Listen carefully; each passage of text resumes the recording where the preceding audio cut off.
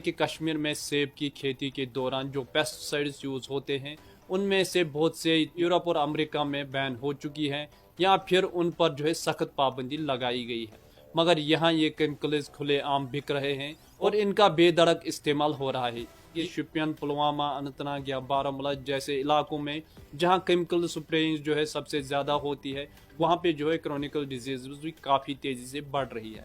اگر ہم بات کریں گے ریسپریٹری پرابلمز، نیورولوجیکل ایشوز، حتیٰ کہ کینسرز کے رپورٹ بھی سامنے آ رہی ہیں۔ ایسے کیمیکل جن کا ڈائریکٹلی اثر بچوں کے برین ڈیولپمنٹ پر برا اثر ثابت ہو چکا ہے، وہ یہاں فریلی اویلیبل ہے۔ اب سوچو جو کیمیکلز امریکہ میں بین ہیں وہ کشمیر کے باغوں میں کیوں سپرے ہو رہے ہیں؟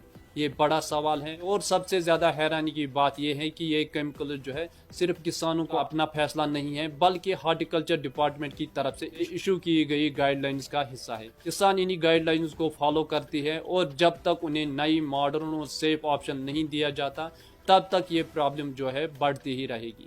دوسرا بڑا ایشو ہے کہ سیفٹی اویئرنیس کا۔ بہت سے کسان جب پیسٹیسائڈ سپرے کرتے ہیں تو وہ نہ ماسک پہنتے ہیں، نہ گلوز پہنتے ہیں، حتیٰ کہ کئی لوگ شرٹ تک نہیں پہنتے ہیں۔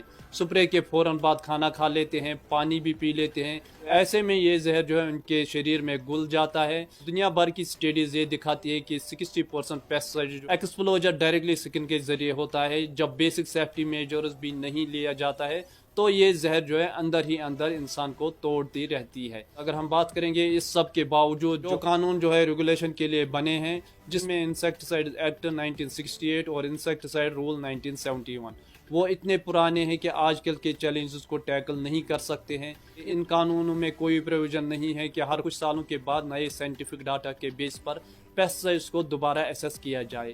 3 دہائیوں میں پیسٹیسائڈز کا بے ترتیبی سے استعمال بڑھتا گیا ہے، اور کمپنیز نے اپنے مارکیٹوں کے ذریعے کیمیکلز کو ہائی ایلڈ کہہ کر بھیجا ہے۔ یہ اصلی کنٹرول ان کمپنیز کے ہاتھوں میں ہے جو ان کیمیکلز کا پروڈکشن کرتی ہے۔ 2020 میں پیسٹیسائڈ مینجمنٹ بل انٹروڈیوس کی گئی تھی، لیکن اس میں بھی کسانوں کے لیے کوئی پراپر پروٹیکشن نہیں ہے۔ پالیسی لیول پر کچھ اور بہت ضروری ریفارمز چاہے۔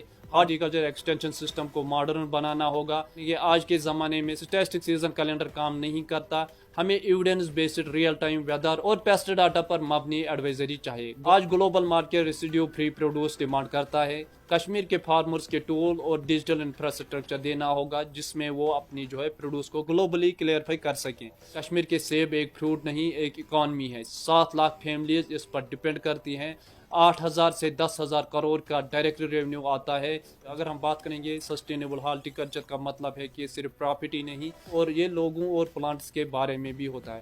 اگر ابھی ایکشن نہیں لیا گیا تو سوشل اور انوائرمنٹ کاسٹ اتنا زیادہ ہو جائے گا کہ فائنانشل پرافٹ کسی بھی کام کا نہیں رہے گا۔